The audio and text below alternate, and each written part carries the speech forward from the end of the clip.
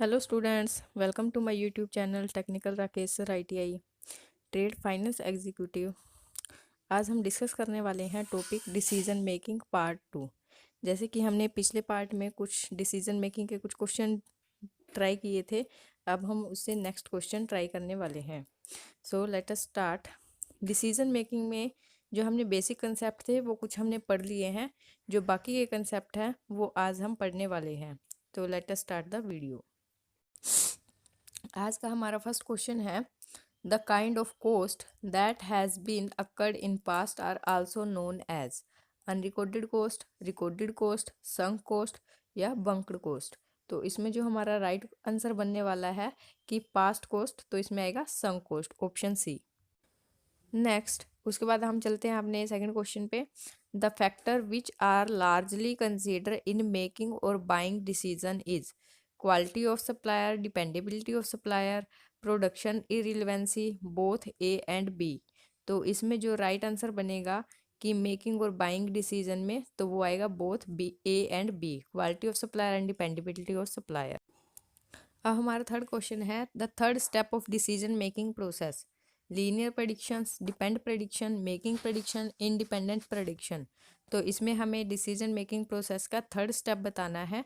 तो third step बनेगा वो हमारा ऑप्शन सी बनेगा, मेकिंग प्रेडिक्शन, प्रेडिक्शन लेना। उसके बाद हमारा फोर्थ क्वेश्चन है, as compare to irrelevant cost the occurrence of relevant cost must have high correlation, be in future, be in past, be zero correlated. तो इरिलेवेंस कोस्ट के compare में हमें occurrences बताना है रिलेवेंट कोस्ट का, तो वो कैसा होना चाहिए, बी इन फ्यूचर, तो वो मस्ट बी इन फ्यूचर होना चाहिए। इसके बाद हमारा क्वेश्चन नंबर 5 है, the decision made by team of individuals and single person whether to outcome the product और insource are classified as. तो उसको कैसे क्लासिफाइड करेंगे, तो उसमें जो राइट ऑप्शन बनेगा वो हमारा बी बनेगा, मेक और बाय डिसीजन, मेक और बाय का डिसीजन ले सकते हैं। अब हमारा सिक्स क्वेश्चन है, the difference that exist between total revenue can be earn from two different alternative is termed as independent revenue, incremental revenue, differential revenue या डिपेंडेंट रिवेन्यू। तो दोनों का जो डिफरेंस है अल्टरनेटिव, उसको क्या बोलते हैं हम, डिफरेंशियल रिवेन्यू।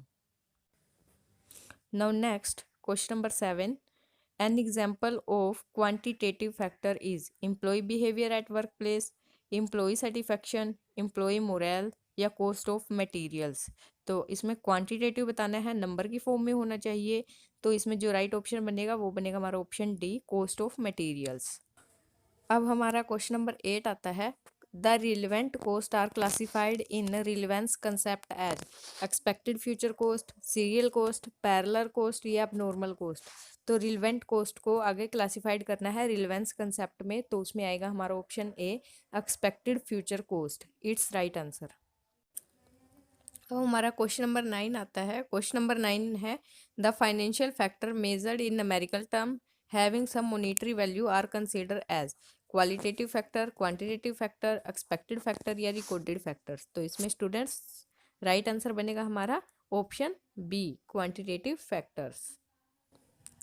अब हमारा क्वेश्चन नंबर 10 आता है। क्वेश्चन नंबर 10 में हमें पूछा गया है, the forgone contribution of resources into the revenue because of not using the resources the next best use. Next best use हमें बताना है, तो वो हमारा होता है अपॉर्चुनिटी कॉस्ट में। तो इसमें जो हमारा राइट आंसर बनने वाला है वो है हमारा option B, opportunity cost. Now question number 11 है अब हमारा, the difference of cost which occur while considering the alternative can be classified as dependent cost, independent cost, incremental cost या डिफरेंशियल कोस्ट। तो इसमें जो हमारा राइट ऑप्शन बनेगा वो हमारा बनेगा option D, differential cost. Now next, अब हमारा क्वेश्चन नंबर 12 आता है। क्वेश्चन नंबर 12 है, the cost such as book value of old machine is $25,000 can be classified an example of salvage, relevant, irrelevant, depreciated cost। तो इनमें से हमने book value of machine पे बताना है, तो इसमें आएगी हमारी irrelevant, option C. Question number 13 आता है, an example of qualitative factor is employee morale, cost of material, cost of worker, cost of marketing. Number की फॉर्म में नहीं होना चाहिए, तो आएगा ऑप्शन ए एम्प्लॉय मोरल, जिसको हम क्वालिटेटिव फैक्टर में कंसीडर करेंगे। तो इसमें जो हमारा राइट ऑप्शन बनेगा वो हमारा बनेगा ऑप्शन ए। अब हमारा क्वेश्चन नंबर 14 आता है, the fourth step in decision making process. Decision making का हमें फोर्थ स्टेप बताना है।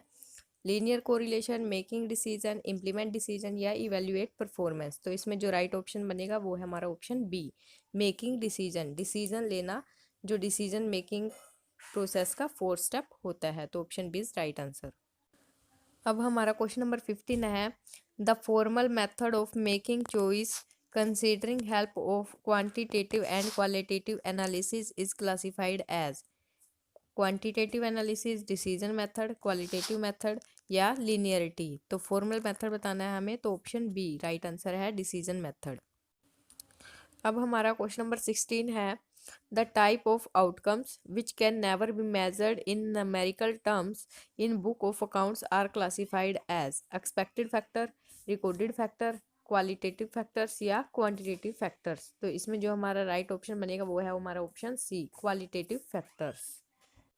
नो नेक्स्ट, अब हमारा क्वेश्चन नंबर 17 है, the decision made by company which product to manufacture and sell and in what quantities out of many product line are called incremental decision, outsource decision, product mix decision या insource decision. तो इसमें जो option C आएगा वो हमारा आएगा product mix decision.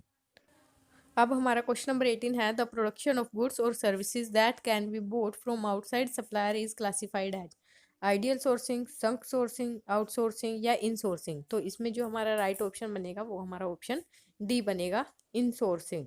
तो उसको हम क्लासिफाइड करेंगे इनसोर्सिंग की तरह। नाउ अब क्वेश्चन नंबर 19 आता है इसके बाद, the cost such as dispose value of an old machine is $6,000 is classified as relevant, depreciated cost, salvage या रिलेवेंट। तो इसमें जो हमारा राइट ऑप्शन बनेगा वो हमारा बनेगा इसमें ऑप्शन डी रिलेवेंट। नाउ अब हमारा लास्ट क्वेश्चन आता है क्वेश्चन नंबर 20, जिसमें हमें बताना है द प्रोडक्शन ऑफ गुड्स और services that can be bought from outside supplier is classified as. जैसे कि ये क्वेश्चन हमारा पहले भी आ चुका है, तो इसमें जो हमारा राइट ऑप्शन बनेगा वो हमारा बनेगा ऑप्शन डी इनसोर्सिंग। तो इसमें जो ऑप्शन डी है वो हमारा राइट ऑप्शन बनेगा। तो स्टूडेंट्स, ये हमारे 20th क्वेश्चन थे जिनको हमने ट्राई किया है। ये हमारा डिसीजन मेकिंग जो टॉपिक था वो हमारा कंप्लीट हो गया है। नाउ हम नेक्स्ट टॉपिक डिस्कस करेंगे। Thanks to watching this video. Thank you so much.